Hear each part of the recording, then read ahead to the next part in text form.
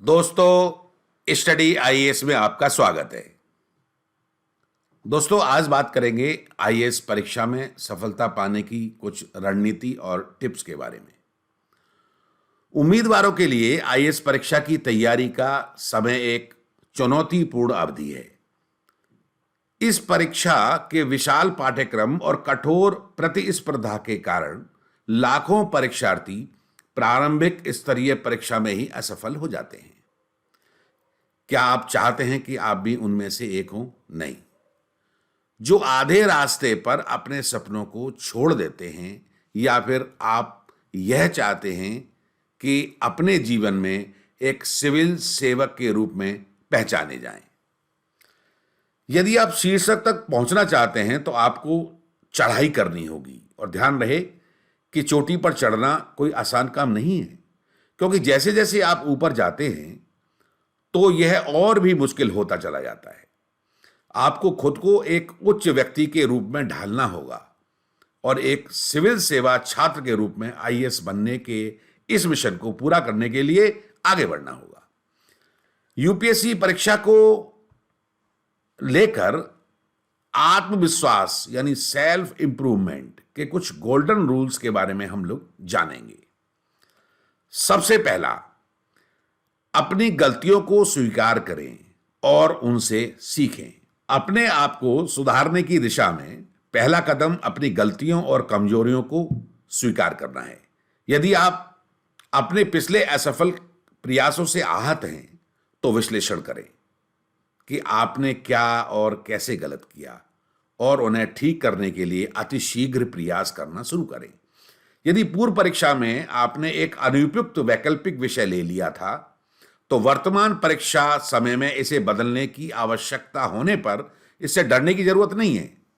उस नए विषय पर यूपीएससी द्वारा दिए पाठ्यक्रम के अनुसार अध्ययन करें। दूसरा, अपने डर का सामना जरूर करें। दोस्तों, भय जीवन में कई चीजों से आपको दूर रखता है। यह डर ही है जो आपको सिविल सेवाओं के बारे में सपने देखने से भी रोकता है, और बहुत से लोग आईएएस परीक्षा का प्रयास करने के बारे में सोचते तक नहीं है। याद रखिए, यह भय केवल एक मानसिक स्थिति है जिस पर एक अचूक तैयारी और कुशल अभ्यास द्वारा विजय प्राप्त की जा सकती है।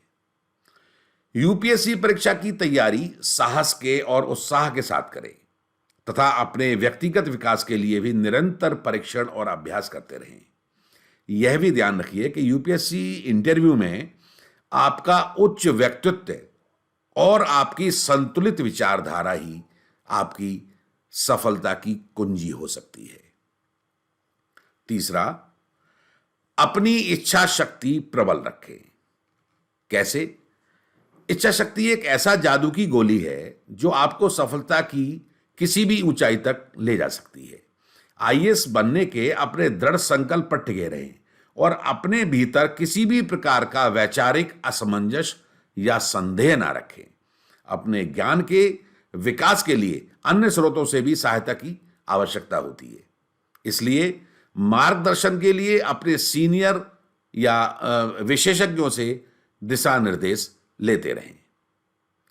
एक फ्रेंच कवि विक्टर ह्यूगो का कथन है कि लोगों में शक्ति की नहीं बल्कि इच्छा शक्ति की कमी है। People do not lack strength, they lack will. अगला है, ईमानदारी और अनुशासन से ही सफलता मिलती है। एक बार बीता हुआ समय कभी वापस नहीं आता, इसे व्यर्थ कार्यों में बर्बाद न करें। आईएएस परीक्षा में सफलता पाने की तैयारी करने के लिए समय प्रबंधन की तकनीक सीखकर अपनी उत्पादकता में सुधार करें। जब जीवन में सफल होने की बात आती है तो अनुशासन पूर्ण जीवन बहुत महत्वपूर्ण होता है, और यूपीएससी की इस परीक्षा में अनुशासित उम्मीदवार ही सफलता हासिल कर सकते हैं। स्वयं को नियंत्रित करना आत्म सुधार की ओर एक बुनियादी कदम है। आप अपने जीवन के मालिक हैं और अपनी विफलताओं के लिए परिस्थितियों या दूसरों को दोष देना उचित नहीं है। ये केवल बहाने हैं। यदि एक रिक्शा खींचने वाले का बेटा, रेस्तरां में काम करने वाला वेटर दृष्टिहीन महिला, शारीरिक रूप से विकलांग व्यक्ति या फिर शुरुआती स्कूल या कॉलेज में एक लगातार खराब प्रदर्शन करने वाला छात्र एक आईएएस ऑफिसर बनने का सपना पूरा कर सकता है, तो आप भी कर सकते हैं। बहुत से लोग यह जानते हैं कि नो पेन नो गेन। यह कहावत याद रखें कि कड़ी मेहनत और समर्पण के बिना कोई सफलता पाना संभव नहीं है। आपको सफलता के लिए अपनी सुख सुविधा के क्षेत्र से बाहर निकलना होगा और अपने हित के लिए आवश्यक कदम उठाने होंगे।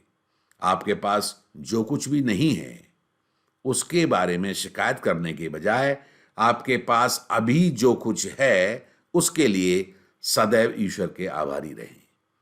यदि आप अच्छे मन और शरीर से हैं तो आप निश्चित रूप से इस परीक्षा को उत्तीर्ण करने में सफल रहेंगे। आपको केवल सही दृष्टिकोण और आत्मविश्वास की आवश्यकता है, इसलिए हमेशा सकारात्मक रहें और आदर्शवादी रहें।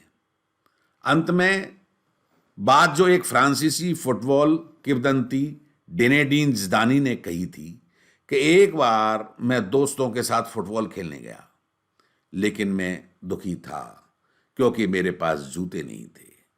लेकिन एक दिन मैंने एक ऐसे व्यक्ति को देखा जिसका पैर ही नहीं था, और बाद में मुझे एहसास हुआ कि मैं कितना भाग्यशाली हूं।